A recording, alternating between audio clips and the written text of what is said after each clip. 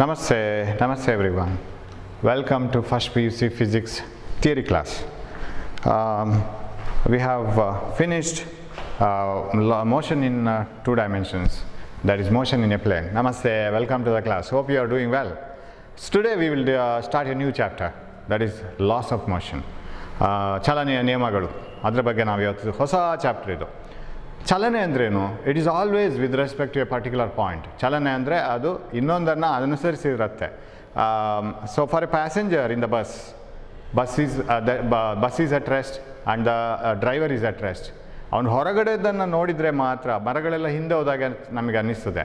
So we feel that the trees are moving back. So that is moving back, whereas actually for a person outside we are moving forward. ನಾವು ಹೊರಗಿರೋ ಮನುಷ್ಯನಿಗೆ ನಾವು ಮುಂದೆ ಹೋದಾಗ ಅನ್ನಿಸ್ತಾ ಇದ್ವಿ, ನಮಗೆ ಒಳಗಿರೋ ಪ್ಯಾಸೆಂಜರ್ಸ್ಗೆ ಹೊರಗಿದ್ದವನು ಹಿಂದೆ ಹೋದಾಗ ಅನ್ನಿಸ್ತಾ ಇದೆ. So they are all with respect to a frame of reference. ನಾವು ಎಲ್ಲಿ ನೋಡ್ತಾ ಇದ್ದೀವಿ ಅನ್ನುವಂಥದ್ದಕ್ಕೆ ಚಲನೆ ಅಂತ ಹೇಳೋದು. So we are at rest, our house is at rest, a tree is at rest. If you are sitting in a bench and observing all this, you are observing a house from your classroom, and your friend is at rest, classroom is at rest, house is at rest, everything is at rest, tree is at rest. But all these are moving if you go to moon, because the whole earth is moving. Since we are referring it with respect to earth, ನಾವೆಲ್ಲ ಭೂಮಿಯಲ್ಲೇ ಇದ್ದುಕೊಂಡು ಮರವನ್ನು ನೋಡ್ತೀವಿ, ಮನುಷ್ಯರನ್ನು ನೋಡ್ತೀವಿ, ಅಥವಾ ಮನೆಯನ್ನು ನೋಡ್ತೀವಿ, ಡೆಸ್ಕನ್ನು ನೋಡ್ತೀವಿ, ಬೆಂಚನ್ನು ನೋಡ್ತೀವಿ, ಕ್ಲಾಸ್ ರೂಮನ್ನು ನೋಡ್ತೀವಿ. ಅದೆಲ್ಲ ರೆಸ್ಟಲ್ಲೇ ಯಾಕಿದೆ ಅಂತ ಹೇಳಿದರೆ ಎಲ್ಲನೂ ಅರ್ಥಲ್ಲೇ ಇದೆ. ಮನೆಯೂ ಅರ್ಥಲ್ಲೇ ಇರೋದು, ಭೂಮಿ ಮೇಲೆ ಇರೋದು, ನಾವು ಭೂಮಿ ಮೇಲೆ ಇರೋದು. ಆವಾಗೇನಾಯಿತು, ಎರಡು ರೆಸ್ಟಿಗೆ ಬಂತು. ಆದರೆ ಭೂಮಿಯ ಸುತ್ತ ಇದೆಯಲ್ಲ, ಭೂಮಿಯ ಅದರ ಅಕ್ಷದ ಸುತ್ತ ಇದೆ. It is rotating about its own axis as well as it is moving around the sun. So ಎಲ್ಲವೂ ಚಲನೆಯಲ್ಲಿದೆ. So everything is moving, but with respect to what you are observing, that is more important, right? ತೊಟ್ಟಿಲಲ್ಲಿ ಕೂತಾಗ ಅಥವಾ ಕೊಲಂಬಸ್ಸಲ್ಲಿ ಕೂತಾಗ, ನೀವು ಜಾತ್ರೆಗೆ ಹೋಗಿರುವಾಗ, if you in a festival, if you sit in a Columbus, that boat, right? With respect to you, your friend is at rest, because both of you are in that boat.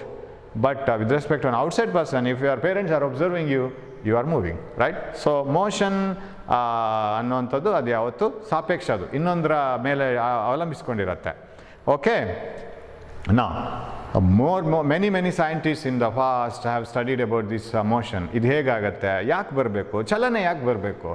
So ಅಲ್ಲಿಗೊಂದು ಬಂತು, ಚಲನೆ ಆಗಬೇಕಿದ್ರೆ ಏನೋ ಒಂದು external ಬೇಕು, ಇಲ್ಲಾಂದರೆ ಚಲಿಸ್ಲಿಕ್ಕೆ ಸಾಧ್ಯನೇ ಇಲ್ಲ. ನೀವೇ ಕೂತ್ಕೊಂಡಿದ್ದವ್ರು ಎದ್ದು ನಿಂತು ಹೊರಡಬೇಕಾದ್ರೆ ನೀವೇನೋ ಕೆಲಸ ಮಾಡಬೇಕಲ್ಲಿ. You have to apply force and you have to move. ಆವಾಗ ನಾವು ಅದನ್ನು ಬೇರೆ ಬೇರೆ ರೀತಿಯಲ್ಲಿ ಅರ್ಥ ಮಾಡ್ಕೋಬೇಕಾಗತ್ತೆ. ಸೊ ನಾವು ಯಾವತ್ತೂ ಅಷ್ಟೇ ಸ್ಟಡಿ ಮಾಡುವಾಗ ಒಂದು ವಿಷಯನ ಬೇರೆ ಬೇರೆ ರೀತಿಯಲ್ಲಿ ಅರ್ಥ ಮಾಡ್ಕೋತೀವಿ. ಒಂದು ಹಾಡು ಬರಿಬೇಕಾದ್ರೆ ಅದಕ್ಕೆ ನಾವು ಹಾಡು ಅಂತ ಹೇಳಿದ್ಕೊಳ್ಳೆ ಮುಗಿಲಿಲ್ಲ, ಹಾಡಲ್ಲಿ ತುಂಬ ವಿಷಯ ಬಂತು. ಹಾಡು ಅಂತ ಹೇಳಿದ್ಕೊಳ್ಳೆ ಅದರಲ್ಲಿ ಒಂದು ಪಲ್ಲವಿ ಬರಬೇಕು, ಚರಣ ಬರಬೇಕು, ಅದಕ್ಕೆ ರಾಗ ಬರಬೇಕು, ಅದರಲ್ಲಿ ಮತ್ತೆ ಮಾತ್ರೆಗಳು, ಗಣಗಳು, ಸಮಾಸಗಳು ಎಲ್ಲ ಬರಬೇಕು. ಇದೆಲ್ಲ ಅದ್ರ ಒಳಗಡೆ ಹೋಗುವಾಗ ಗೊತ್ತಾಗುತ್ತೆ. So if you just write a poem, it is not enough. You should have stanzas, you should have some lines, so many things in that. So there are different types of poems also, right? In the same way, when you study about motion, there are so many things involved. When a particle moves, there should be a velocity for the particle, right? Now rest alidre with respect to us, its position should change. Move agide, chalane agide anta helbekadre adu ನಾವು ನೋಡ್ತಾ ಇರುವಾಗ ನಮ್ಮಿಂದ ಅದಕ್ಕಿರುವ ದೂರ ಒಂದು ಕಮ್ಮಿ ಆಗ್ತಾ ಹೋಗಬೇಕು, ಇಲ್ಲ ಜಾಸ್ತಿ ಆಗ್ತಾ ಹೋಗಬೇಕು. It should change. So a particle is said to be in motion if its position changes with respect to time, with respect to an observer. ಹೌದು, ಯಾರೊಬ್ಬ ನೋಡ್ತಾ ಇರ್ತಾನೆ ಅವನಿಗೆ ಸಂಬಂಧಪಟ್ಟ ಹಾಗೆ ಅದರ ಪೊಸಿಷನ್, ಸ್ಥಾನ ಬದಲಾಗ್ತಾ ಇರಬೇಕು. ಆಮೇಲೆ ಅದರ ಚಲನೆ, ಅದರ ಸ್ಥಾನ ಬದಲಾಗ್ತಾ ಇರಬೇಕು. ಯಾವುದರ ಆಧಾರದಲ್ಲಿ? ಟೈಮ್ನ ಆಧಾರದಲ್ಲಿ. ಈಗ ನೋಡುವಾಗಿದ್ದ ಸ್ಥಾನ, ನೆಕ್ಸ್ಟ್ ನೋಡುವಾಗಿರುವ ಸ್ಥಾನ, ಟೈಮ್ ಆದಮೇಲೆ ಅದು ಬೇರೆ ಬೇರೆ ಇರಬೇಕು. So particle is set to being under motion if its position changes with respect to time, with respect to an observer. ಅದು ಚೇಂಜ್ ಆಗ್ತಾ ಹೋಗಬೇಕು, ಆಗ ನಾವು ಅದು ಚಲನೆ ಅಂತ ಹೇಳ್ತೀವಿ. ಹಾಗಿದ್ರೆ okay, its position changes, it should have a velocity. Then ಅದೊಂದು ವೆಲಾಸಿಟಿಯಲ್ಲಿ ಹೋಗಬೇಕು. ಆಮೇಲೆ ಅದು ಚೇಂಜ್ ಆಗಬೇಕಾದ್ರೆ ಅಲ್ಲಿ ಒಂದು ಫೋರ್ಸ್ ಬರಬೇಕು. ಎಲ್ಲ ಬೇರೆ ಬೇರೆ ಕ್ವಾಂಟಿಟೀಸ್, ಯಾವ ಭೌತಿಕ ಪರಿಮಾಣವನ್ನು ಅದೇ ರೀತಿಯಲ್ಲಿ ನೋಡಬೇಕು. ಫೋರ್ಸನ್ನು ಎನರ್ಜಿ ಅಂತ ಹೇಳೋದಲ್ಲ, ಎನರ್ಜಿಯನ್ನು ಡಿಸ್ಪ್ಲೇಸ್ಮೆಂಟ್ ಅಂತ ಹೇಳೋದಲ್ಲ. They are entirely different. You study whatever the quantity has got its own characteristic. Displacement is moving from one place to another. Velocity is with what time it has moved, right? Displacement by time. ಅದಾಗ velocity ಆಗೋದು. Velocity displacement ಅಲ್ಲ, it can never be displacement. So velocity ಅಂದರೆ ಎಷ್ಟು fast ಮಾಡಿದ್ದಾನೆ ಅದನ್ನು, ಆ displacement ಅಂತಾನೆ. So ಒಂದು ಕಡೆಯಿಂದ ಇನ್ನೊಂದು ಕಡೆಗೆ ಹೋಗೋದು ಡಿಸ್ಪ್ಲೇಸ್ಮೆಂಟ್ ಆಯಿತು. ಅದನ್ನು ಎಷ್ಟು ಫಾಸ್ಟ್ ಮಾಡಿದ್ದಾನೆ ಎಷ್ಟು ಸ್ಲೋ ಮಾಡಿದ್ದಾನೆ with respect to time, that is called velocity. So we call it as velocity, that is displacement by time. Okay, ಅದು ವೆಲಾಸಿಟಿ ಆಯಿತು. ಆಮೇಲೆ ಎಕ್ಸಲರೇಷನಲ್ಲಿ ಹೋದ, ಜಾಸ್ತಿ ಮಾಡ್ಕೊಂಡು ಹೋದ, ಸ್ಪೀಡು ಕಮ್ಮಿ ಮಾಡ್ಕೊಂಡು ಹೋದ, all those things we have studied. And another thing, if you wants to change this velocity, ಅವನು ರೆಸ್ಟಲ್ಲಿದ್ದ ತಾನೇ, ಕೂತ್ಕೊಂಡಿದ್ದ, ಸಡನ್ ಎತ್ಕೊಂಡು ಹೋಗಿ ಅಲ್ಲಿ ಕೂತ, ದರ್ ಇಸ್ ಎ ಡಿಸ್ಪ್ಲೇಸ್ಮೆಂಟ್. ನಾವಿಲ್ಲೇ ಇದ್ದೀವಿ, ನಮಗೆ ಆವಾಗ ಇದ್ದ ಅವನ ಪೊಸಿಷನು ಇವಾಗ ಚೇಂಜ್ ಆಯಿತು. ಹಾಗಿದ್ರೆ ಅವನು ಯಾಕೆ ಎತ್ಕೊಂಡು ಹೋದ, ಯಾರು ಹೆಲ್ಪ್ ಮಾಡಿದ್ರು? That should be A force. ಹಾಗಾದರೆ ಫೋರ್ಸ್ ಅಂದರೆ ಏನು ಫೋರ್ಸ್ ಅಂದರೆ ಅದನ್ನು ಫೋರ್ಸ್ ಅಂತ ಕರಿತೀವಿ. ಅಂದರೆ ಎಕ್ಸ್ಟರ್ನಲ್ಲಿ ಯಾರೋ ಹೆಲ್ಪ್ ಮಾಡಿರಬೇಕು ಅವನಿಗೆ. ಅವನ ಇಂಟರ್ನಲ್ ಎನರ್ಜಿ ಯೂಸ್ ಮಾಡ್ಕೊಂಡು ಎದ್ದು ಹೋಗಿರ್ಬೋದು, that is different, but some force is required. Force is that external agency which changes the position of a body or changes the state of a body. ಒಂದು ಹೋಗ್ತಾ ಇರೋ ball ನಿಂತಿತ್ತಪ್ಪ, ಅದು ಹೋಗ್ತಾ ಇತ್ತು, sudden stop ಆಯಿತು. ಯಾರು ಸ್ಟಾಪ್ ಮಾಡಿದ್ದು? Some force must have stopped it. ಹಾಗಾದರೆ ಫೋರ್ಸ್ ಅಂದರೆ ಬಲ ಅಂದ್ರೇನು? ಬಲ ಅಂತ ಹೇಳಿದರೆ ಅದೇನು ಬಾಹ್ಯ ಶಕ್ತಿ, ಅದು ಬಾಹ್ಯ ಒಂದು ಪರಿಮಾಣ, ಅದು ಶಕ್ತಿ ಅಲ್ಲ, ಬಾಹ್ಯ ಪರಿಮಾಣ ಅಂತ ಹೇಳೋದು better. So force is that external agency which changes the state of a body. State ಅಂದರೆ ಸ್ಥಿತಿ, ಒಂದು ವಸ್ತುವಿನ ಸ್ಥಿತಿಯನ್ನು ಬದಲಿಸುವಂಥ ಬಾಹ್ಯ ಪರಿಮಾಣ, ಅದು ಬಲ. ಅಂದರೆ ಹೀಗೆ ಹೇಳೋದು ನಾನು, it is not exact definition. ನಾವು ಅರ್ಥ ಮಾಡ್ಕೊಳ್ಳೋದು ಹೇಗೆ ಅಂದರೆ, ಫೋರ್ಸ್ ಅನ್ನೋದು ಒಂದು ವಸ್ತುವಿನ ಸ್ಥಿತಿಯನ್ನು, ಅಂದರೆ ಅದು ರೆಸ್ಟಲ್ಲಿ, ಅದು ಸ್ಥಿರವಾಗಿದ್ದದ್ದು ಚಲಿಸ್ಲಿಕ್ಕೆ ಶುರು ಆಗಬೇಕು, ಚಲಿಸ್ತಾ ಇದ್ದದ್ದು ಸ್ಥಿರವಾಗಬೇಕು, ಏನೋ ಒಂದು ಬದಲಾವಣೆ ಆಗಬೇಕು. ಆ ಬದಲಾವಣೆ ಮಾಡಲಿಕ್ಕೆ ಪ್ರಯತ್ನ ಮಾಡೋದೇ ಬಲ. So force is that external agency which tries to change the position or state of a body. State ಅಂದರೆ ಸ್ಥಿತಿ. ಎರಡು ಸ್ಥಿತಿ ಇದೆ ನಮಗೆ, ಒಂದು ರೆಸ್ಟಲ್ಲಿರೋದು, ನಿಶ್ಚಲ ಸ್ಥಿತಿಯಲ್ಲಿರೋದು, ಇಲ್ಲ ಚಲಿಸ್ತಾ ಇರೋದು. ಎರಡರಲ್ಲಿದೆ, ಎರಡೇ ಸ್ಥಿತಿಯಲ್ಲಿ ನಮಗೆ ಇರಲಿಕ್ಕೆ ಸಾಧ್ಯ. So either you will be keep on moving or you should be at rest. ನಾವೆಲ್ಲ ಒಂದೇ ರೆಫರೆನ್ಸಲ್ಲಿ ನೋಡ್ಕೊಂಡು ಮಾತಾಡೋಣ. ಆನ್ ದ ಅರ್ತ್, ರೈಟ್, ಅರ್ಥಲ್ಲೇ ಇದ್ಕೊಂಡು ನಾವು ಎಲ್ಲವನ್ನು ನೋಡ್ಕೊಳ್ಳೋಣ. So either the particle should be at rest or you should be under motion if you want to change the state. ಹೋಗ್ತಾ ಇದ್ದ ಆಬ್ಜೆಕ್ಟ್ ನಿಲ್ಬೇಕಾದ್ರೆ, ನಿಂತಿದ್ದ ಆಬ್ಜೆಕ್ಟ್ ಮೂವ್ ಆಗಬೇಕಾದ್ರೆ ಫೋರ್ಸ್ ಬೇಕು ಅಂತ ನಾವು ಸ್ಟಡಿ ಮಾಡ್ತೀವಿ ಇವಾಗ ಕರೆಕ್ಟಾಗಿ, right. So force is that external agency which tries to change the state of a body. ಯಾವುದೇ ಸ್ಥಿತಿಯನ್ನು ಚೇಂಜ್ ಮಾಡಬೇಕಾದ್ರೆ ಫೋರ್ಸ್ ಬೇಕೇ ಬೇಕು. ಓದ್ತಾನೇ ಇಲ್ಲ ಮನೆಯಲ್ಲಿ, ಏನು ಪ್ರಾಕ್ಟೀಸೇ ಮಾಡ್ತಾಯಿಲ್ಲ, ಏನು ವೀಡಿಯೋಸೇ ನೋಡಲಿಕ್ಕಿಲ್ಲ, ಯಾವುದೇ ಕ್ವಶನ್ ಆ್ಯಂಡ್ ಆನ್ಸರ್ಸ್ ನೋಡಲಿಕ್ಕಿಲ್ಲ, ಸುಮ್ಮನೆ ಮೆಸೇಜ್ ನೋಡೋದು, ಏನೋ ಕ್ಲಾಸ್ ಹಾಕಿದ್ದಾರೆ ಸುಮ್ಮನೆ ಆಫ್ ಮಾಡಿ ಕೂತ್ಕೊಳ್ಳೋದು, ಏನು ಮಾಡಲಿಕ್ಕಿಲ್ಲ. ಆವಾಗ ಒಂದು ಫೋರ್ಸ್ ಬೇಕು ನಿಮಗೆ. ಯಾವುದು? ಮನೆಯಿಂದ ಅಮ್ಮ ಒಂದು ಬೆತ್ತ ಹಿಡ್ಕೊಂಡು ಬಂದು 4 ಬಿಗಿದ್ರೆ ಎಲ್ಲ ಸರಿಯಾಗುತ್ತೆ. So that needs an external agency. ಇನ್ನೊಬ್ರು ಯಾರೋ ಬಂದು 4 ಕೊಡಬೇಕಾಗತ್ತೆ. So that is force. ಅದು ಇನ್ನೊಂದು ಥರ ಫೋರ್ಸ್ ಅಷ್ಟೇ. ಏನೋ ಫೋರ್ಸ್ ಮಾಡಬೇಕೆ, ಇಲ್ಲಾಂದರೆ ಫ್ರೆಂಡ್ಸ್ ಫೋರ್ಸ್ ಮಾಡಬೇಕೆ, ಓದೋ, ನೆಕ್ಸ್ಟ್ ಇನ್ನು ಕ್ಲಾಸ್ ಸ್ಟಾರ್ಟ್ ಆದಮೇಲೆ ಹೆಚ್ಚು ಟೈಮ್ ಸಿಗಲ್ವೋ, ಬೇಗ ಓದೋ, ಆಮೇಲೆ ಮತ್ತೆ ಟೈಮ್ ಕಷ್ಟ ಆಗುತ್ತೆ ಕಣೋ ಅಂತ ಫೋರ್ಸ್ ಮಾಡಿದರೆ you may read, right. So external agency ಒಂದು ಬೇಕೇ ಬೇಕು. ಯಾವಾಗ? ಸ್ಟೇಟ್ ಚೇಂಜ್ ಮಾಡಬೇಕಿದ್ರೆ. ಇಲ್ಲ ಓದ್ತಾ ಇಲ್ಲ, ಆಯಿತು, ಇನ್ನೂ ಓದೋದೇ ಇರೋದು, ಯಾರು ಹೇಳಬೇಕಾಗಿಲ್ಲ, ಕಂಟಿನ್ಯೂ ಆಗ್ತಾ ಹೋಗುತ್ತೆ ಅದು, right. If you doesn't apply force, that state will continue. Object ಒಂದು ಬಾಲ್ ಇದೆ, ಅದಲ್ಲೇ ಇರುತ್ತೆ, unless somebody from outside apply a force on it. ಯಾರೋ ಹೊರಗಡೆ ಬಂದು ಅದನ್ನು ಕಿಕ್ ಮಾಡಬೇಕು, ಹೊಡಿಬೇಕು, ಏನೋ ಮಾಡಿದರೆ ತಾನೇ ಅದು ಮೂವ್ ಆಗೋದು, ಇಲ್ಲಾಂದರೆ ಅದು ಮೂವ್ ಆಗೋದೇ ಇಲ್ಲ. So that is force. Force is that external agency which will try to change the state of a body. ಆ ವಸ್ತುವಿನ ಸ್ಥಿತಿಯನ್ನು ಬದಲಾಯಿಸಲಿಕ್ಕೆ ಪ್ರಯತ್ನ ಮಾಡೋದೇ ಬಲ. ಓಕೆ, ಎನರ್ಜಿ ಬರುತ್ತೆ next. What is energy?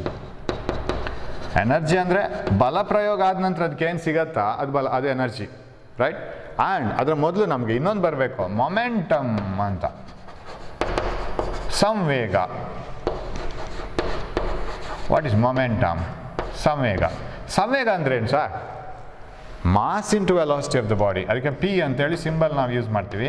Mass into velocity of the body is called momentum. ಒಂದು ವಸ್ತುವಿನ ತೂಕ ಮತ್ತು ಅದಕ್ಕಿರುವ ವೇಗ, ಅದನ್ನು ಮೊಮೆಂಟಮ್. ಸರ್ ಪಾರ್ಟಿಕಲ್ ರೆಸ್ಟಲ್ಲಿದೆ, ಮೊಮೆಂಟಮ್ ಎಷ್ಟು ಸರ್? 0.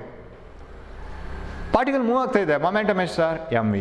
ಅದರ ಮಾಸ್ ಇಂಟು ವೆಲಾಸಿಟಿ. ಈ ಬಲ ಪ್ರಯೋಗ ಆದ ಕೂಡಲೇ ಅದರ ಮೊಮೆಂಟಮ್ ಬದಲಾವಣೆ ಆಗುತ್ತೆ. whenever a force acts on a particle, its momentum changes. ಒಂದು ಜಾಸ್ತಿ ಆಗಬೇಕು, ಇಲ್ಲ ಕಮ್ಮಿ ಆಗಬೇಕು, 0 ಇದ್ದದ್ದು ಪ್ಲಸ್ ಆಗಬೇಕು, 0 ಇದ್ದದ್ದು 0 ಇದ್ದರೆ ಫೋರ್ಸ್ ಆ್ಯಕ್ಟ್ ಆಗಿಲ್ಲ ಅಂತ ಅರ್ಥ. ಸೊ ಇದು ನಮ್ಮ ಈಗಿನ discussion, right. If the momentum of a body changes, ಒಂದು ಅದರ ವೆಲಾಸಿಟಿ ಚೇಂಜ್ ಆಗಿರಬೇಕು ಮೇಯ್ನು, ಇಲ್ಲ ಮಾಸ್ ಚೇಂಜ್ ಆಗಿರಬೇಕು. ಮೊಮೆಂಟಮಲ್ಲಿ ನಾವೀಗ ಡಿಸ್ಕಷನ್ ಮಾಡೋದು ವೆಲಾಸಿಟಿ ಚೇಂಜ್ ಆಗಿರಬೇಕು. When you keep the football ಅದರ ಮಾಸ್ ಚೇಂಜ್ ಆಗಲ್ಲ, ವೆಲಾಸಿಟಿ ಚೇಂಜ್ ಆಗೋದು, right. So velocity changes, that changes the momentum. ರೆಸ್ಟಲ್ಲಿದ್ದ ಫುಟ್ಬಾಲ್ ಸಡನ್ ಮೂವ್ ಆಗ್ಲಿಕ್ಕೆ ಶುರು ಆಯಿತು, ಯಾರೋ ಫೋರ್ಸ್ ಅಪ್ಲೈ ಮಾಡಿರಬೇಕು, right? So change in momentum is because of force. So ಸ್ಥಿತಿ ಬದಲಾವಣೆ ಆಗಬೇಕು, state of rest or state of uniform motion. ಎರಡು ನೋಡಿ, ಸ್ಟೇಟ್ ಇದನ್ನು ಇಂಗ್ಲೀಷ್ ಯೂಸ್ ಮಾಡೋದು ನೋಡಿ, state of rest, state of uniform motion ಅಂತ.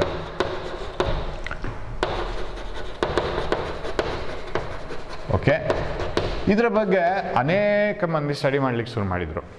ಯಾಕೆ ವಸ್ತುಗಳು ಚಲಿಸ್ತವೆ? ಚಲಿಸ್ತಾ ಇರೋ ವಸ್ತು ಯಾಕೆ ನಿಲ್ಲುತ್ತೆ? ಈಗ ಫಾರ್ ಎಕ್ಸಾಂಪಲ್, ನೀವು ಒಂದು ಮನೆಯಲ್ಲಿ ನಿಮ್ಮ ತಮ್ಮನೋ ತಂಗಿನೋ ಆಟ ಆಡ್ತಾ ಇರೋ ಒಂದು ಸಣ್ಣ ಟಾಯ್ ಕಾರ್ ಇದೆ ಅಂತ ಇಟ್ಕೊಳ್ಳೋಣ. ಯೂಶ್ವಲಿ ಅದಕ್ಕೆ ಜಗಳ ಆಗುತ್ತೆ, ನಿಮಗೂ ನಿಮ್ಮ ತಂಗಿಗೂ ತಮ್ಮನಿಗೂ, ನಂಗೆ ಬೇಕು ನಂಗೆ ಬೇಕು ಅಂತ. ಇವಾಗಲೂ ನೀವೇನು ಜಗಳ ಮಾಡೋದಿಲ್ಲ ಅಂತ ಹೇಳೋಕ್ಕಾಗಲ್ಲ. So you may be quarrelling with your brother or sister for that. So ಅದನ್ನು ಒಂದು ಪುಷ್ ಮಾಡಿಬಿಡಿ. When you push it and leave it, it moves, right? ಅದು ಮೂವ್ ಆಗಿ ಸ್ಟಾಪ್ ಆಗುತ್ತೆ. ಸರ್ ಯಾರು ಸ್ಟಾಪ್ ಮಾಡಿದರು ಸರ್ ಅದನ್ನು? ಹಾಗಿದ್ರೆ ಒಂದು ಟಾಯ್ ಕಾರನ್ನು, if it that toy car has to travel with same speed, ಆ ಸೇಮ್ ಸ್ಪೀಡಲ್ಲಿ ಹೋಗ್ತಾ ಇರಲಿಕ್ಕೆ ಫೋರ್ಸ್ ಆಗ್ತಾನೇ ಇರಬೇಕಾ? That is the question. ಅಲ್ಲಿಂದ ಸ್ಟಾರ್ಟ್ ಆಯಿತು. And the person who just imagined about this and thought about this was Aristotle. Aristotle ಏನು ಹೇಳ್ತಾನೆ ಅಂದರೆ, ಒಂದು ವಸ್ತು ಹೋಗ್ತಾನೇ ಇರಬೇಕಾದ್ರೆ ಅದರ ಮೇಲೆ ಬಲಪ್ರಯೋಗ ಆಗ್ತಾನೇ ಇರಬೇಕು ಅಂತ. That was A wrong notion, wrong interpretation. ಅದು ತಪ್ಪು ತಿಳುವಳಿಕೆ ಆಗಿತ್ತು. ಅದನ್ನು ಫ್ಯಾಲಸಿ ಅಂತ ಕರೆದ್ರು. ಅಲ್ಲಿ ಬರೆಯಲ್ಲ, ಅಲ್ಲಿ ಅರಿಸ್ಟಾಟಲ್ನ ಫೋಟೋ ಬರಬೇಕು ನೆಕ್ಸ್ಟ್. Aristotle's fallacy. ಫ್ಯಾಲಸಿ ಈ ಶಬ್ದ ನಿಮ್ಮ ಡಿಕ್ಷನರಿಗೆ ಹೋಗಲಿ, ರೈಟ್? ಇಲ್ಲಿ ಡಿಕ್ಷನರಿಗೆ Aristotle's fallacy. What you mean by fallacy? Fallacy ಅಂದರೆ ತಪ್ಪು ತಿಳುವಳಿಕೆ, ರಾಂಗ್ ನೋಷನ್, ರಾಂಗ್ ಇಂಟರ್ಪ್ರಿಟೇಷನ್, ತಪ್ಪು ತಿಳ್ಕೊಳ್ಳೋದು. ಅರಿಸ್ಟಾಟಲ್ಸ್ ಜಸ್ಟ್ ಇಮ್ಯಾಜಿನ್, ಯಾಕಂದರೆ ಯಾವುದೇ ಪ್ರಯೋಗ ಮಾಡಿ ನೋಡಿಲ್ಲ, ಅದನ್ನು ಅದರ ಡೀಪಾಗಿ ಹೋಗಿಲ್ಲ, ಸಿಂಪ್ಲಿ ಒಂದು ತಿಳುವಳಿಕೆ ಮಾಡ್ಕೊಂಡಿದ್ದು. ಹೇಗೆ ಅಂದರೆ, suppose a body has to move with uniform motion, ಒಂದೇ ಥರ ಸ್ಪೀಡಲ್ಲಿ ಅದು ಹೋಗ್ತಾನೇ ಇರಬೇಕಾದ್ರೆ you have to keep on pushing it. Force must be applied. Force ಹಾಕಿದ್ದು ನಿಲ್ಲಿಸಿದ್ರಾ ಅದು ಯೂನಿಫಾರ್ಮ್ ಸ್ಪೀಡಲ್ಲಿ ಹೋಗಲ್ಲ ಅಂತ. ನಮಗೂ ಹಾಗೇನೆ ಅನಿಸುತ್ತೆ. ಫುಟ್ಬಾಲ್ ಆಡುವಾಗ ಫುಟ್ಬಾಲನ್ನು ಒಮ್ಮೆ ಕಿಕ್ ಮಾಡಿಬಿಟ್ರೆ ಅದು ಹೋಗ್ತಾನೇ ಇರೋದಿಲ್ವಲ್ಲ, ಅದನ್ನು ಅವರು ಗೋಲ್ ಪೋಸ್ಟ್ವರೆಗೆ ಕಿಕ್ ಮಾಡ್ಕೊಂಡು ಕುಡ್ತಕ್ಕೆ ತಗೊಂಡು ಹೋಗ್ಬೇಕಾಗತ್ತೆ. They should keep on kick it and take it till the goal post. Sir ಹಾಗಿದ್ರೆ ಫೋರ್ಸ್ ಬೇಕಲ್ಲ, how can it be fallacy? ಅದು ರಾಂಗ್ ನೋಷನ್ ಹೇಗಾಗುತ್ತೆ? ತಪ್ಪು ತಿಳುವಳಿಕೆ ಹೇಗಾಗುತ್ತೆ? ತಪ್ಪೋದು. ಯಾಕೆಂದರೆ ಅಲ್ಲಿ ಏನಾಯಿತು ಅಂತಂದರೆ, suppose a kid is pulling a cart, ಒಂದು ಚಿಕ್ಕ ಒಂದು ಟಾಯನ್ನು ಅಥವಾ ಒಂದು ಗಾಡಿಯನ್ನು ಎಳ್ಕೊಂಡು ಹೋಗ್ತಾ ಇದ್ರೆ ಮಗು, ಎಳೆಯೋದು ನಿಲ್ಲಿಸಿದ ಕೂಡಲೇ ಗಾಡಿ ನಿಲ್ಲುತ್ತೆ. ಎಳ್ಕೊಂಡು ಹೋದರೆ ತಾನೇ ಅದು ಹೋಗ್ತಾ ಇರೋದು. ಅಲ್ಲಿ ಯಾಕೆ ಆ ಪ್ರಾಬ್ಲಮ್ ಆಯಿತು ಅಂತೇಳಿದರೆ, ಆ್ಯಕ್ಚುಲಿ ಆ ಮಗು ಟಾಯನ್ನು ಎಳ್ಕೊಂಡು ಹೋಗುವಾಗ, ಆಟದ ಸಾಮಾನನ್ನು ಎಳ್ಕೊಂಡು ಹೋಗುವಾಗ net force on the toy is zero. Why? Because just imagine this example. ನಾವು ನಮ್ಮ ಕಾರ್, ಚೀಪ್ ಕಾರ್ ಇದೆ ಅಲ್ಲಿ, we have a cheap car, ಇದು ಟಾಯ್ ಕಾರ್. ಇವತ್ತು ಪುಷ್ ಮಾಡಿ ಒಂದ್ಸರಿ, it should keep on move ಆಗ್ತಾನೆ ಇರ್ಬೇಕು ತಾನೆ. ಯಾಕಂದರೆ ಒಂದ್ಸಲಿ ಫೋರ್ಸ್ ಹಾಕಿದರೆ ಈಗಿನ ನಿಯಮದ ಪ್ರಕಾರ, according to the present laws, it should keep on moving unless some force acts on it. ಯಾಕೆ ನಿಮಗೆ ಫಸ್ಟ್ ಲಾ ಗೊತ್ತು, I did not explain it in deep, right? ಇದನ್ನು ಪುಷ್ ಮಾಡಿದ ಕೂಡಲೇ ಇಲ್ಲಿಗೆ ಹೋಗ್ತಾ ಸ್ಪೀಡ್ ಕಮ್ಮಿ ಆಗ್ತಾ ಇಲ್ಲಿಗೆ ಬಂದು ಝೀರೋ ಆಗುತ್ತೆ ವೆಲಾಸಿಟಿ. It stops. ಯಾಕೆ ಸ್ಟಾಪ್ ಆಯಿತು? ಅಲ್ಲಿ ನಮ್ಗೆ ಅರಿವಿಲ್ಲದೇನೆ ಇನ್ನೊಂದು ಫೋರ್ಸ್ ಬಂತು. That is what you call friction. ಘರ್ಷಣೆ ಬಂತು. ಆ ಘರ್ಷಣೆ ಅಂತ ನಾವು ಏನು ಹೇಳ್ತೀವಿ, ಆ ಘರ್ಷಣೆ ಅದನ್ನು, ಕರೆಕ್ಟ್ ತಾನೆ ಕನ್ನಡದಲ್ಲಿ? ಘರ್ಷಣೆ ಅದನ್ನು ನಿಲ್ಲಿಸ್ತು. So there is a friction between the wheels and the road. ಅದೊಂದು ಎಕ್ಸ್ಟ್ರಾ ಇದೆಯಲ್ಲ, ನಮ್ಗೆ ಗೊತ್ತಿಲ್ಲದೇ ಎಲ್ಲ ಕಡೆ ಅದೊಂದು ಫೋರ್ಸ್ ಇದೆ, ರೈಟ್? ನಾವು ನಡ್ಕೊಂಡು ಹೋಗುವಾಗ ನೆಲವನ್ನು ಪುಷ್ ಮಾಡಿ ನಡಿತೀವಿ, ರೈಟ್? ನೆಲವನ್ನು ಹಿಂದಕ್ಕೆ ಪುಷ್ ಮಾಡಿ ಮುಂದಕ್ಕೆ ಹೋಗುವಾಗ ನೆಲ ನಮ್ಮನ್ನು ಹಿಡ್ಕೊಳ್ಳುತ್ತೆ, ಇಲ್ಲ ನಮ್ಗೆ ಮುಂದಕ್ಕೆ ಹೋಗೋಕ್ಕೆ ಆಗಲ್ಲ. ನೀವು ಚಿಕ್ಕದೊಂದು ಮ್ಯಾಟ್ ಇದೆ ಅಂತಂದರೆ ಮನೆ ಹತ್ರ, ಅದು ರಫ್ ಅಲ್ಲ, ಅದು ಸ್ಮೂತ್ ಮ್ಯಾಟ್ ಇರಬೇಕು. ಅಂದರೆ ಅದರ ಬ್ಯಾಕ್ ಸೈಡ್ ಏನಾದರೂ ಮೆಟೀರಿಯಲ್ ಇರಬೇಕು. ನೀವು ಕೆಲವು ಸರಿ ಸಡನ್ನಾಗಿ ಅದರ ಮೇಲೆ ಕಾಲಿಟ್ಟು ಮುಂದೆ ಹೋಗುವಾಗ ಮ್ಯಾಟ್ ಹಿಂದೆ ಹೋಗುತ್ತೆ, ನಿಮಗೆ ಮುಂದೆ ಹೋಗ್ಲಿಕ್ಕೆ ಆಗಲ್ಲ. You fall there only because you can't push the ground back and move forward. So you can move forward only when you can have a grip on the ground. ಜಾರ್ತಾ ಇರೋ ಕೆಸರಿದ್ದ ಜಾಗದಲ್ಲಿ ನಾವು ಬಿದ್ದುಬಿಡ್ತೀವಿ. We fall at the places where the road is very nice because we don't get the grip. That is friction. ಪೆನ್ನನ್ನು ಇಟ್ಕೊಂಡು ಬರಿಬೇಕಾದ್ರೆ ಪೇಪರಲ್ಲಿ you should have a grip right. ಪೆನ್ನಿಗೆ ಒಂದು ಸ್ವಲ್ಪ ಆಯಿಲ್ ಹಾಕಿ ಬರೀಲಿಕ್ಕೆ ಟ್ರೈ ಮಾಡಿ. ಬರೀಲಿಕ್ಕೆ ಆಗಲ್ಲ, ಯಾಕಂದರೆ ಅದು ತುಂಬ ಒಳ್ಳೆ ನೈಸ್ ಪೆನ್ ಆದರೆ ಸ್ವಲ್ಪ ಆಯಿಲ್ ಹಾಕಿ ಅದಕ್ಕೆ, ಅದು ಜಾರ್ತಾನೆ ಹೋಗುತ್ತೆ. ನೀವು ಎಷ್ಟು ಕಷ್ಟಪಟ್ಟರೂ ಅದು ಆಗೋಲ್ಲ. So that force is called friction. Friction always exist between two surfaces. ಎರಡು ಸಮತಲದ ನಡುವೆ ಫ್ರಿಕ್ಷನ್ ಇದ್ದೇ ಇರುತ್ತೆ. ನೀವು ಕೈಯನ್ನು ಒರೆಸುವಾಗಲೂ ಫ್ರಿಕ್ಷನ್ ಬರುತ್ತೆ, ಅದರಿಂದ ಹೀಟ್ ಜನ್ರೇಟ್ ಆಗುತ್ತೆ. ಪೆನ್ನನ್ನು ಇಟ್ಕೊಳ್ಳೋವಾಗೂ ಫ್ರಿಕ್ಷನ್ ಇದೆ, ಟಯರ್ ರೋಡಲ್ಲಿ ಹೋಗೋವಾಗಲೂ ಫ್ರಿಕ್ಷನ್ ಇದೆ. ಸರ್ ಅದೆಲ್ಲ ನಮಗೆ ಲಾಸ್ ಅಲ್ವಾ? ಫ್ರಿಕ್ಷನ್ ಇರೋ ಕಾರಣವೇ ನಮಗೆ ರೋಡಲ್ಲಿ ಹೋಗ್ಲಿಕ್ಕಾಗತ್ತೆ ಬೇಕಾದಲ್ಲಿ, ನಮ್ಮ ಅಲೈನ್ಮೆಂಟ್ ಪ್ರಕಾರ ನಿಲ್ಲಿಸ್ಲಿಕ್ಕೂ ಆಗುತ್ತೆ, ಸ್ಟಾರ್ಟ್ ಮಾಡಲಿಕ್ಕೂ ಆಗುತ್ತೆ. ಫ್ರಿಕ್ಷನ್ ಇಲ್ಲದೆ ಇರ್ತಿದ್ರೆ ವೆಹಿಕಲ್ಸನ್ನು ನಿಲ್ಲಿಸಲಿಕ್ಕೆ ಆಗ್ತಿರಲಿಲ್ಲ, ಅದು ಉದ್ದಕ್ಕೆ ಹೋಗ್ತಾನೆ ಇರ್ತಿತ್ತು. ವೆಹಿಕಲನ್ನು ಸ್ಟಾರ್ಟ್ ಮಾಡಲಿಕ್ಕೆ ಆಗ್ತಿರಲಿಲ್ಲ, ಟಯರಲ್ಲೇ ಸುತ್ತ ಹೋಗ್ತಿತ್ತು. ಟಯರ್ ಸುತ್ತ ಹೋಗ್ತಾ ಇರೋವಾಗ, ವೀಲ್ ಸುತ್ತ ಹೋಗ್ತಾ ಇರೋವಾಗ ಅದನ್ನೆಲ್ಲವನ್ನು ಹಿಡ್ಕೊಂಡು ಮುಂದೆ ಹೋಗ್ಬೇಕಾದ್ರೆ there should be a friction. So ಘರ್ಷಣೆ ಬೇಕು. ನಾವು ಟಾಯನ್ನು ಪುಷ್ ಮಾಡಿ ಬಿಟ್ಟ ಕೂಡಲೇ of course we have applied force, but ಆವಾಗ ಇಮಿಡಿಯೇಟ್ ಏನಾಗುತ್ತೆ, ಈ ಫ್ರಿಕ್ಷನ್ ಇದೆಯಲ್ಲ, friction is always opposing. Friction ಇದೊಂದು ಬುದ್ಧಿ ಏನಂದರೆ ತುಂಬ ಜಲಸ್. ಅದು ಏನು ಆಬ್ಜೆಕ್ಟ್ ಹೋಗ್ತಾ ಇದ್ರು ಅದನ್ನು ನಿಲ್ಲಿಸಲಿಕ್ಕೆ ಟ್ರೈ ಮಾಡೋದು. ಅದು ಹಾಗಿದ್ರೆ ಫ್ರಿಕ್ಷನ್ ಟ್ರೈಸ್ ಟು ಅಪೋಸಿಟ್, ಅದನ್ನು ನಿಲ್ಲಿಸ್ಲಿಕ್ಕೆ ಟ್ರೈ ಮಾಡುತ್ತೆ. ಅದಕ್ಕೆ ಘರ್ಷಣೆ ಅಂತ ಅದಕ್ಕೆ ಹೆಸರು ಬಂದದ್ದು. ಘರ್ಷಣೆ ಅಂದ್ರೇನು? ಯಾವಾಗಲೂ when there will be a friction, when the two things are opposing, right? ಇಬ್ಬರು ಒಂದು ಫ್ರೆಂಡ್ಸ್ ಆದರೆ ಘರ್ಷಣೆ ಎಲ್ಲಿ ಆಗುತ್ತೆ? ಎನಿಮೀಸ್ ಬಂದರೆ ತಾನೇ ಘರ್ಷಣೆ ಆಗೋದು. So if you apply a force like this, friction will be like this and it tries to stop a car. ಅಲ್ಲಿ ಫೋರ್ಸ್ ಅದು ನಿಲ್ಲಿಸ್ತದು. ಹಾಗಾಗಿ ಮಗು ಟಾಯ್ ಕಾರನ್ನು ಎಳ್ಕೊಂಡು ಹೋಗೋದಾದ್ರೆ ಅದು ಒಂದೇ ವೆಲಾಸಿಟಿಯಲ್ಲಿ ಬರಬೇಕಿದ್ರೆ ಏನಾಯಿತು? ಒಂದೇ ವೆಲಾಸಿಟಿಯಲ್ಲಿ ಅದು ಬರ್ತಾ ಇರಬೇಕಿದ್ರೆ ನೀವು ಈ ಫೋರ್ಸನ್ನು ಅಪೋಸ್ ಮಾಡಿಕೊಂಡು ನೀವೊಂದು ಫೋರ್ಸ್ ಅಪ್ಲೈ ಮಾಡ್ತಾನೇ ಇರಬೇಕಾಗಿತ್ತು. If you want that play toy to be moving with uniform velocity, you should keep on pushing it or pulling it because the friction always tries to stop it. Friction, ಅದು ಘರ್ಷಣೆ ಯಾವತ್ತು ಅದನ್ನು ನಿಲ್ಲಿಸಲಿಕ್ಕೆ try ಮಾಡ್ತಾ ಇರುತ್ತೋ ಆವತ್ತಿನವರೆಗೆ ನಾವು ಅದನ್ನು ಹೇಳ್ಕೊಂಡೇ ಹೋಗಬೇಕಾಗಿತ್ತು. So if the toy is like this and if you are applying a force, if the kid is applying the force like this, kid ಅದನ್ನು ಹೀಗೆ ಎಳಿತಾ ಇದ್ರೆ ಫ್ರಿಕ್ಷನ್ ಹೀಗೆ ಎಳಿತಾ ಇರುತ್ತೆ. ಸೊ ಈ ಎರಡು ಫೋರ್ಸ್ ಬ್ಯಾಲೆನ್ಸ್ ಆಯಿತು. ಅಲ್ಲಿ ಬ್ಯಾಲೆನ್ಸ್ ಆಗಿರೋ ಕಾರಣ ಅದು ಹೋಗ್ತಾನೆ ಇರುತ್ತೆ. So net force on this is zero. So ಯಾವತ್ತು ಅದು ಚಾಲನೆ ಶುರು ಮಾಡಿತ್ತೋ ಆವಾಗ ಇದು ಬ್ಯಾಲೆನ್ಸ್ ಆಯಿತು, then it keeps on moving. ಇದ್ರ ಬಗ್ಗೆ ನಿಮ್ಗೆ ತುಂಬ ಡೌಟ್ಸ್ ಬರುತ್ತೆ, ಸರ್ ಬ್ಯಾಲೆನ್ಸ್ ಆದರೆ ಮೂವ್ ಆಗೋದು ಹೇಗೆ ಅಂತ. ಯಾಕಂದರೆ ಫಸ್ಟಿಗೆ ಒಂದು ನಾವು ಫೋರ್ಸ್ ಅಪ್ಲೈ ಮಾಡಿರ್ತೀವಿ. Usually the kid will apply little bit of more force than what is needed. This force is frictional force. ಘರ್ಷಣೆ ಈ ಡೈರೆಕ್ಷನಲ್ಲಿ ಇರುತ್ತೆ. ಘರ್ಷಣೆಗಿಂತ ಹೆಚ್ಚು ಫೋರ್ಸ್ ಖಂಡಿತವಾಗಿಯೂ ಸ್ವಲ್ಪ ಆದರೂ ಅಪ್ಲೈ ಮಾಡಿರುತ್ತೆ ಮಗು ಘರ್ಷಣೆಯಷ್ಟೇ ಫೋರ್ಸ್ ಅಪ್ಲೈ ಮಾಡಿದರೆ ಖಂಡಿತ ಅದು ಮೂವ್ ಆಗೋಲ್ಲ. ನೀವು ಕ್ಲಾಸ್ ರೂಮ್ಗೆ ಹೋಗಿ ಡೆಸ್ಕನ್ನು ಪುಷ್ ಮಾಡ್ಲಿಕ್ಕೆ ಟ್ರೈ ಮಾಡಿ, ಅದು ಮೂವ್ ಆಗೋದಿಲ್ಲ. ಸರ್ ನಾನು ಫೋರ್ಸ್ ಅಪ್ಲೈ ಮಾಡ್ತಾ ಇದ್ದೀನಿ sir, I am applying force but the desk is not moving, what's the problem sir? Very simple, your force is not enough to move the to come across or to apply a force more than the friction. ಸಾಕಾಗಲ್ಲ, ಫ್ರಿಕ್ಷನೇ strong ಆಯಿತು, ನಿಮ್ಮ force weak ಆಯಿತು, ಅದು ಚಾಲನೆ ಮಾಡಲಿಕ್ಕೆ ಬಿಡಲ್ಲ. So it doesn't hello. ಹಾಗಿದ್ರೆ ಡೆಸ್ಕ್ ಮೂವ್ ಆಗಬೇಕಾದ್ರೆ ನಾವು ಎಷ್ಟು ಫೋರ್ಸ್ ಅಪ್ಲೈ ಮಾಡಬೇಕು? More than the friction. ಆ ಘರ್ಷಣೆ ಏನಿದೆ ಅದಕ್ಕಿಂತ ಹೆಚ್ಚು ಫೋರ್ಸ್ ಅಪ್ಲೈ ಮಾಡಿದರೆ ಮಾತ್ರ ಡೆಸ್ಕ್ ಮೂವ್ ಆಗೋದು. ಸೊ ಮಗು ಆ ಫೋರ್ಸ್ಗಿಂತ ಜಾಸ್ತಿ ಫೋರ್ಸ್ ಹಾಕಿದ್ರೆ ಮಾತ್ರ ಅದು ಮೂವ್ ಆಗೋದು. ಆ ಫೋರ್ಸ್ ಇದೆಯಲ್ಲ ಎಕ್ಸ್ಟ್ರಾ, ಅದು ಮೂವ್ ಮಾಡಲಿಕ್ಕೆ ಶುರು ಮಾಡುತ್ತೆ. ಮತ್ತು ನೀವು ಯೂನಿಫಾರ್ಮ್ ವೆಲಾಸಿಟಿಯಲ್ಲಿ ಇಟ್ಕೋಬೇಕಾದ್ರೆ ಘರ್ಷಣೆಗೆ, ಫ್ರಿಕ್ಷನ್ಗೆ ಬಾಡಿಯನ್ನು ನಿಲ್ಲಿಸ್ಲಿಕ್ಕೆ ಬಿಡಬಾರ್ದು. ಘರ್ಷಣೆಗೆ ಬಾಡಿಯನ್ನು ನಿಲ್ಲಿಸ್ಲಿಕ್ಕೆ ಬಿಡಬಾರ್ದು ಅಂತೇಳಿದರೆ ಇದನ್ನು ಬ್ಯಾಲೆನ್ಸ್ ಮಾಡಲಿಕ್ಕೆ ನಾವು ಒಂದು ಫೋರ್ಸ್ ಅಪ್ಲೈ ಮಾಡ್ತಾನೆ ಇರಬೇಕಾಗತ್ತೆ. ಹಾಗಾಗಿ ಅದು ಯೂನಿಫಾರ್ಮ್ ವೆಲಾಸಿಟಿಯಲ್ಲಿ ಹೋಗಬೇಕು. But what is the net force on this body? ಒಟ್ಟು ಫೋರ್ಸ್ ಎಷ್ಟು? ಝೀರೋ. Am I right? ಇದನ್ನು ನೋಡಿಕೊಂಡು may be this experiment it self ಇರ್ಬೋದು. ಅರಿಸ್ಟಾಟಲ್ ಹೇಳ್ತಾರೆ, Aristotle says force is required to keep a body in uniform motion. That is called Aristotle's fallacy. ಅಲ್ಲಿಗೆ ಬರೋಣ ಇವಾಗ, ಅಲ್ಲಿಂದ ನಾವು ಸ್ಟಾರ್ಟ್ ಮಾಡೋಣ. ಏನೆಲ್ಲ ಆಯಿತು? ಅರಿಸ್ಟಾಟಲ್ಸ್ ಫ್ಯಾಲಸಿ. ಓಕೆ, ಅರಿಸ್ಟಾಟಲ್ಸ್ ಫ್ಯಾಲಸಿ ತಪ್ಪು ತಿಳುವಳಿಕೆ ಇದು. ಫ್ಯಾಲಸಿ ಅಂದರೆ ಫಾಲ್ಸ್ ಅಂತ ಬರುತ್ತಲ್ಲ ಇಲ್ಲಿ ಸ್ವಲ್ಪ. Aristotle's fallacy says that force is required to keep a body in uniform motion, to keep a body in uniform motion.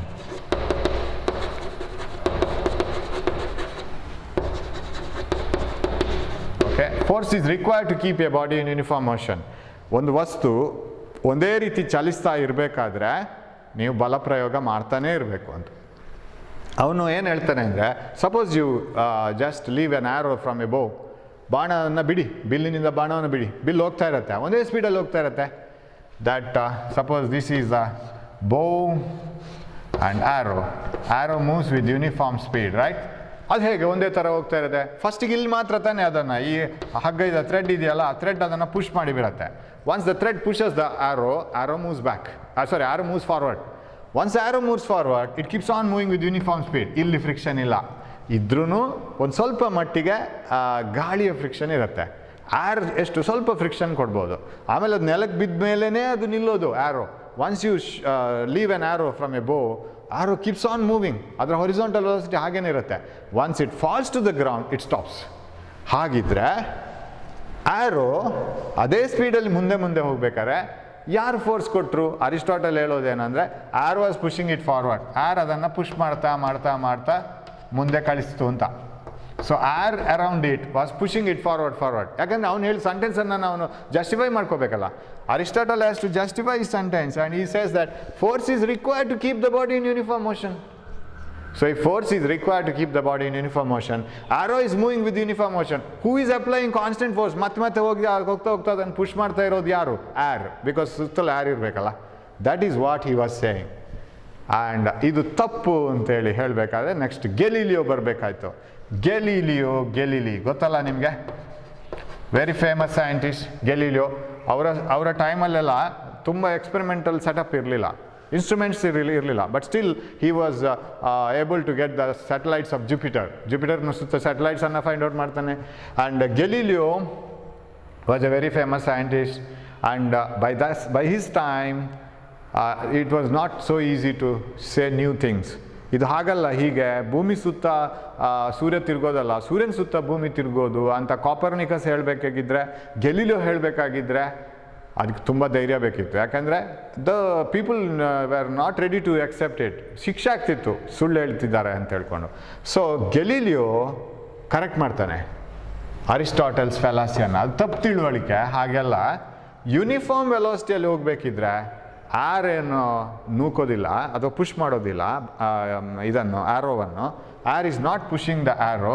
ಬಾಣವನ್ನು ಅದು ನೂಕೋದಿಲ್ಲ, ಬಾಣ ಅದರಷ್ಟಕ್ಕೆ ಹೋಗೋದು. ಸುರುವಿನ ಫೋರ್ಸ್ ಮಾತ್ರ ಅದಕ್ಕೆ ಯೂಸ್ ಆಗಿದ್ದು, ಮುಂದೆ ಹೋಗ್ತಾನೆ ಇರುತ್ತೆ. It moves with uniform velocity and no force is required to keep the body in uniform motion ಅಂತ ಹೇಳ್ತಾರೆ.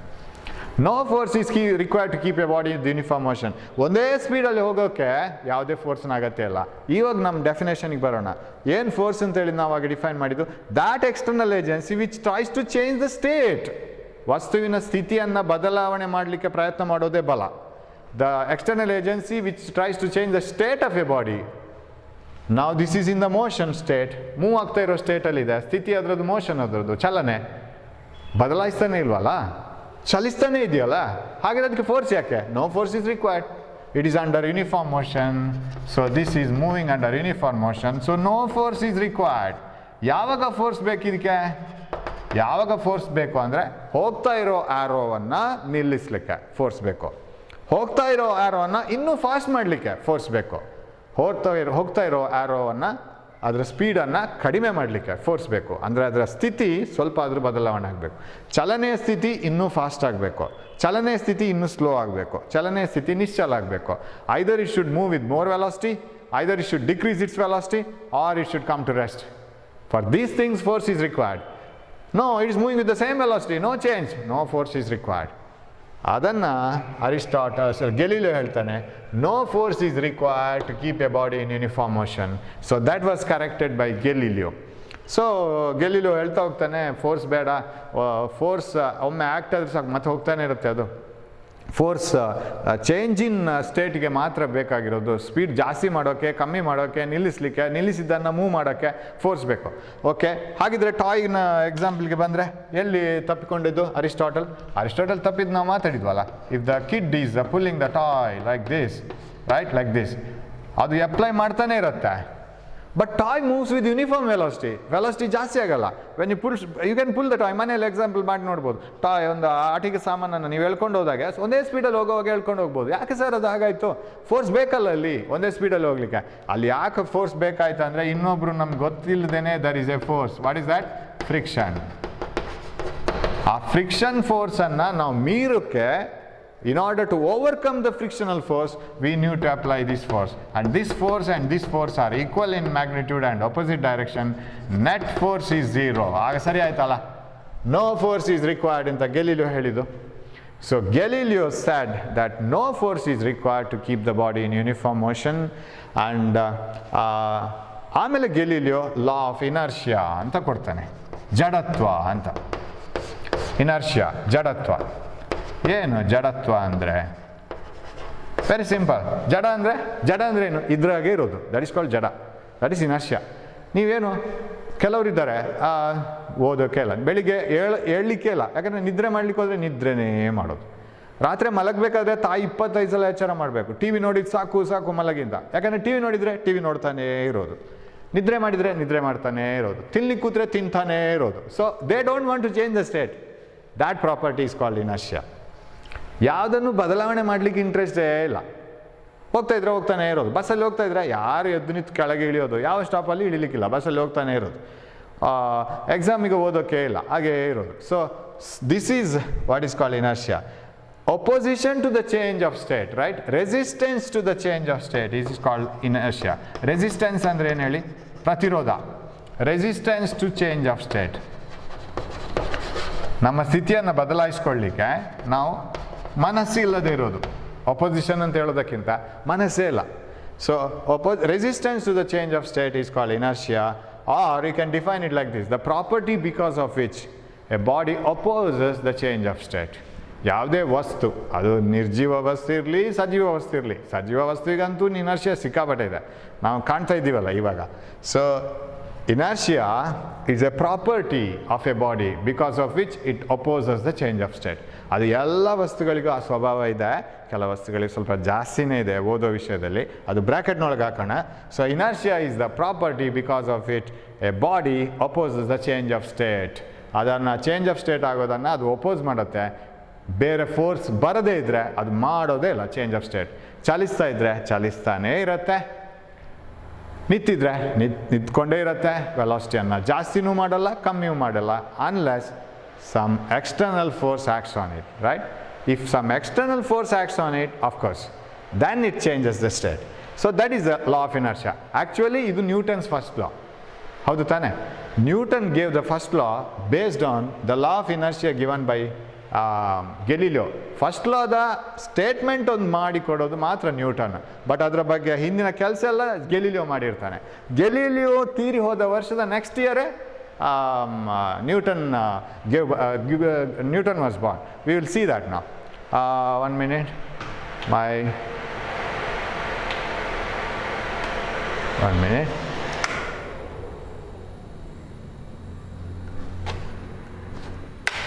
Okay, I will show you how Galileo and yes. Now, so ಒಂದು ಪ್ರೊಜೆಕ್ಟರ್ ವರ್ಕ್ ಆಗ್ತಾ ಇಲ್ಲ, 1 ನಿಮಿಷ, ಅದು ಹೀಟ್ ಅಪ್ ಆಗಿದೆ.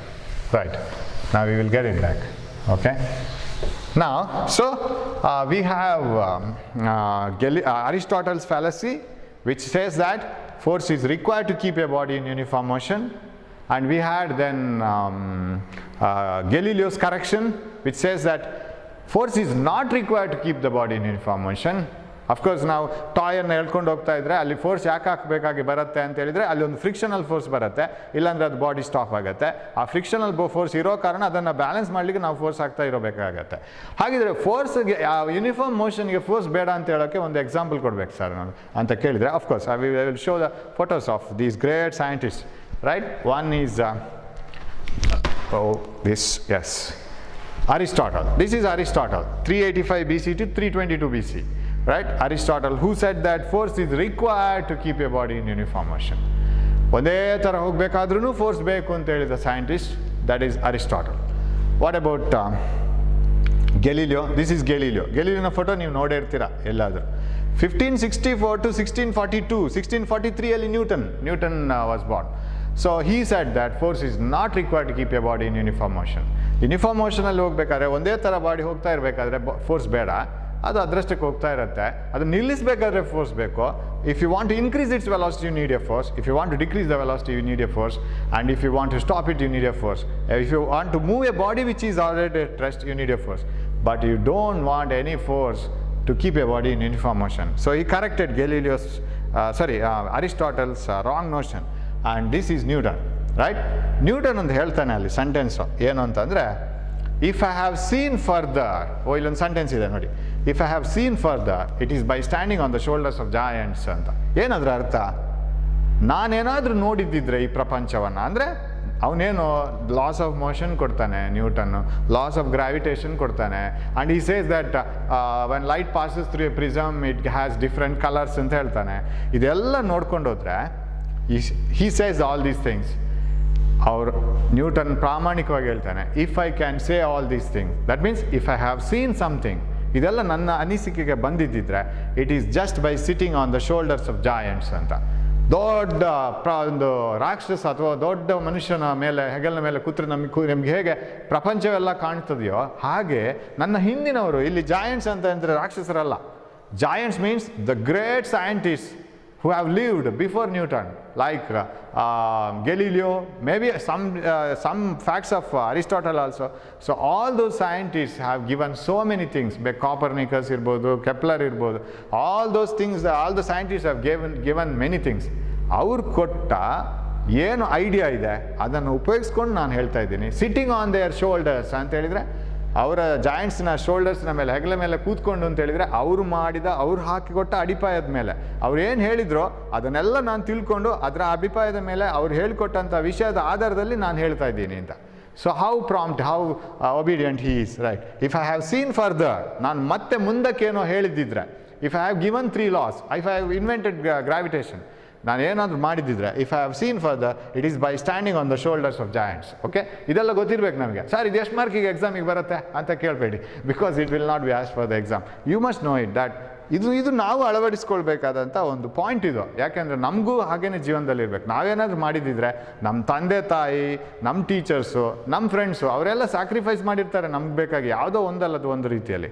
So ಅದನ್ನೆಲ್ಲ ಹಿಡ್ಕೊಂಡೇ ನಾವು ಮುಂದಕ್ಕೆ ಹೋಗೋದು. If you have done something in your life it is because of their support. So this is the support of his elder scientist. Okay, so that is Newton.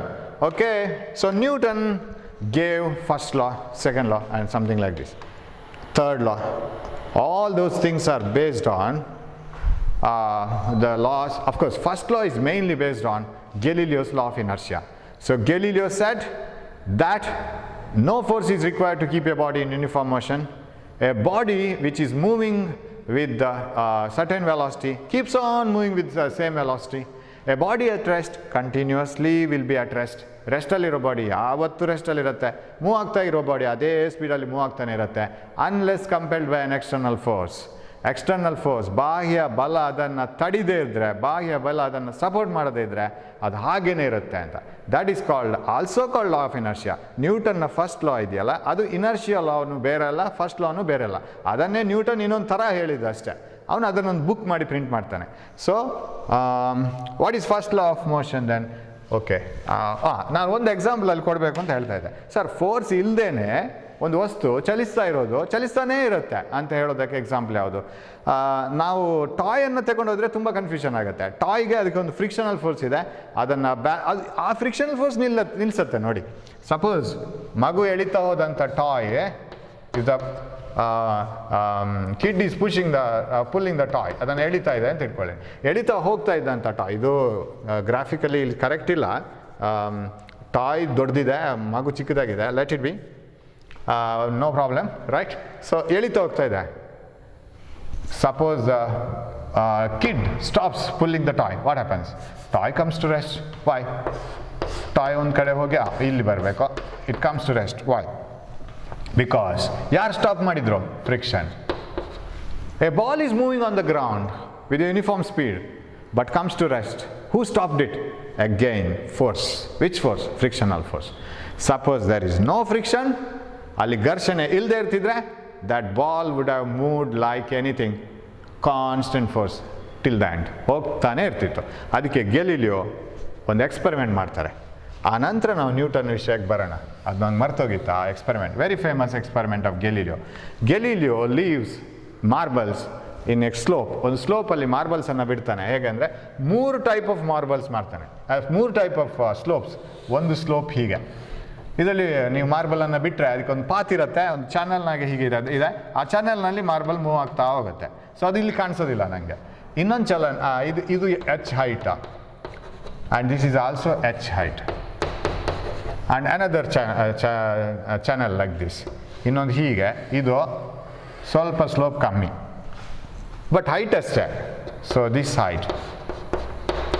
Height ಇದು height ಅಷ್ಟೇ. So same ಪೊಸಿಷನಲ್ಲಿದೆ but ಸ್ವಲ್ಪ slope ಕಮ್ಮಿ ಅಷ್ಟೇ, ಹಾಗಾಗಿ ಉದ್ದಕ್ಕೆ ಹೋಯ್ತದು ಸ್ವಲ್ಪ. And ಇನ್ನೊಂದು ಹೀಗೆ ಸ್ಲೋಪ್, ಆಮೇಲೆ ಇಲ್ಲ, continues like this.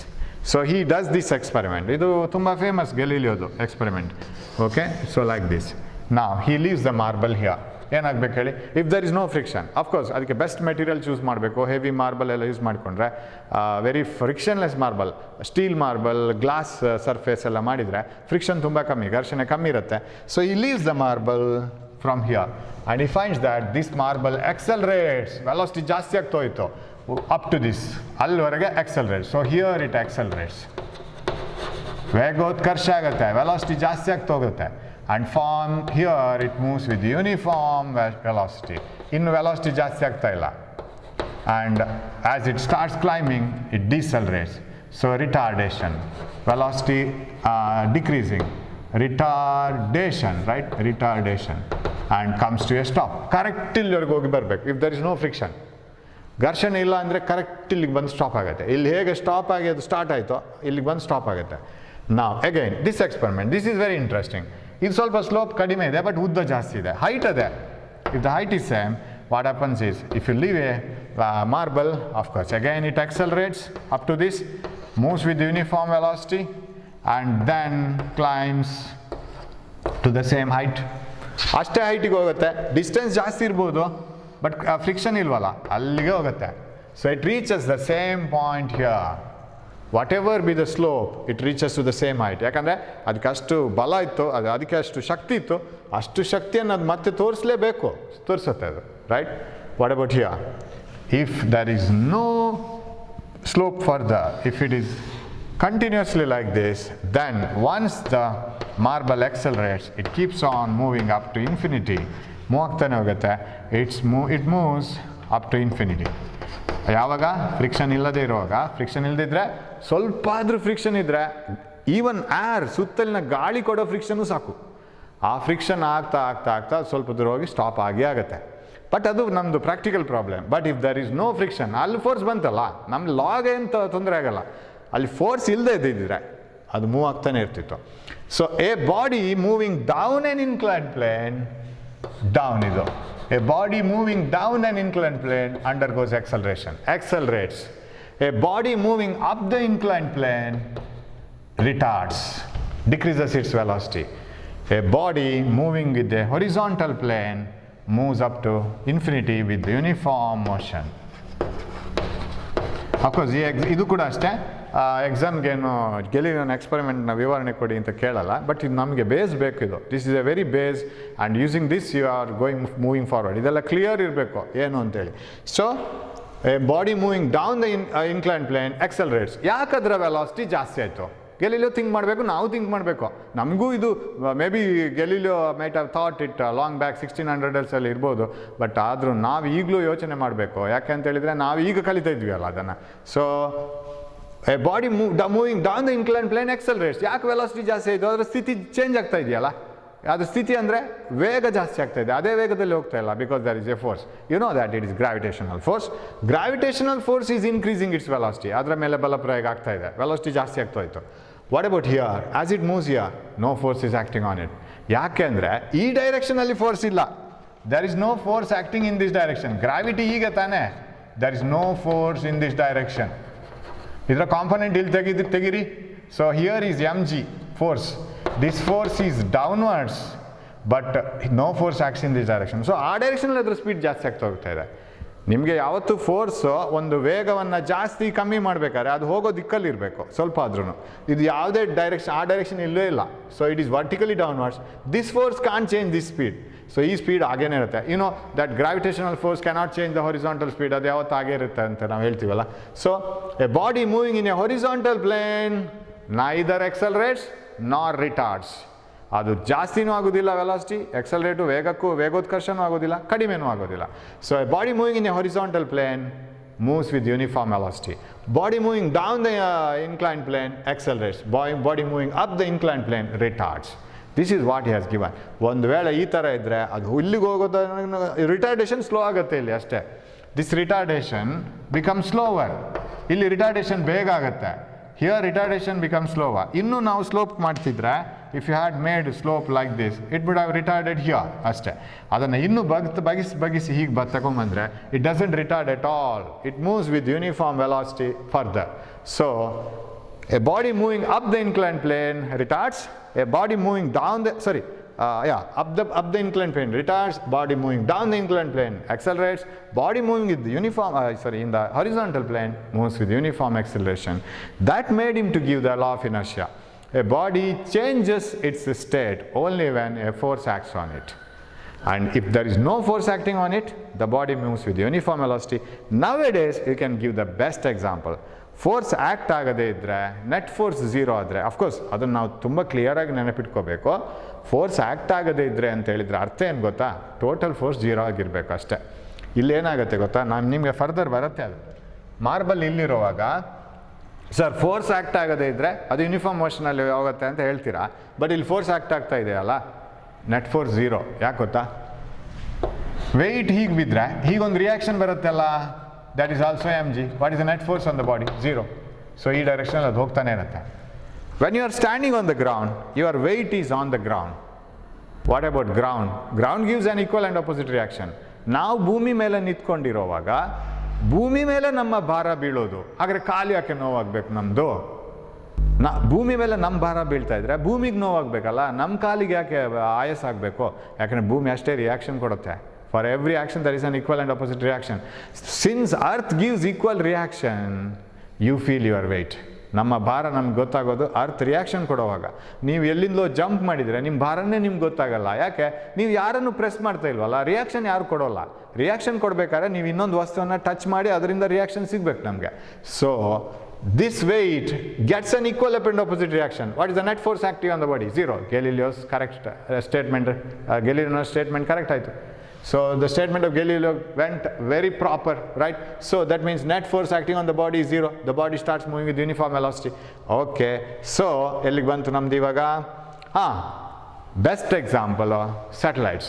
When the satellites are launched above the earth and they are left, satellite ಹೇಗೆ ಲಾಂಚ್ ಮಾಡ್ತಾರೆ ಗೊತ್ತಾ? ಅರ್ತಿಂದ ಮೇಲೆ ರಾಕೆಟಲ್ಲಿ ತಗೊಂಡು ಹೋಗ್ತಾರೆ, ಆಮೇಲೆ ಅದಕ್ಕೊಂದು ಹೊರಿಸಾಂಟಲ್ ವೆಲಾಸಿಟಿ ಕೊಟ್ಟು ಹೀಗೆ ಬಿಟ್ಬಿಡ್ತಾರೆ. ಇಲ್ಲಿಂದ ಸ್ಯಾಟಲೈಟ್ ಹೋಗ್ತಾನೇ ಇರುತ್ತೆ. ಮತ್ತು ಯಾರು ಅದಕ್ಕೆ ಮತ್ತೆ ಹೋಗಿ ಅದನ್ನು ಪುಷ್ ಮಾಡಬೇಕಾಗಿಲ್ಲ. ಮತ್ತೆ ಅಲ್ಲಿಗೆ ಹೋಗಿ ಒದ್ದು ಫುಟ್ಬಾಲ್ ಒದಿಯೋ ಥರ ಅದನ್ನು ಒದ್ದು ಮತ್ತೆ ಸ್ಪೀಡ್ ಮಾಡೋದು ಕಮ್ಮಿ ಮಾಡೋದು ಮಾಡಬೇಕಾಗಿಲ್ಲ. It keeps on moving because there is no air, no friction. It will be got to such a height. ಎಷ್ಟು ಹೈಟಿಗೆ ಹೋಗ್ತಾರೆ ಅಂದರೆ ಅಲ್ಲಿ ಆರೇ ಇರೋದಿಲ್ಲ, ಫ್ರಿಕ್ಷನ್ ಇರೋದಿಲ್ಲ. ಫ್ರಿಕ್ಷನ್ ಇಲ್ಲದೆ ಇದ್ದರೆ it keeps on moving with the uniform velocity. Sir, is there any force acting on this satellite? Net force zero. ಅದರ ಮೇಲೆ ಟೋಟಲ್ ಫೋರ್ಸ್ ಝೀರೋ ಇರುತ್ತೆ. ನೋ ಫೋರ್ಸ್ ಅಂದರೆ ನೆಟ್ ಫೋರ್ಸ್ ಝೀರೋ ಅಂತ ಅರ್ಥ. ನೆಟ್ ಫೋರ್ಸ್ ಝೀರೋ ಅಂದರೆ ಏನು? So ಅದನ್ನು ಇನ್ನು ಮುಂದೆ ಕರೆಕ್ಟ್ ಮಾಡ್ಕೋಬೇಕು.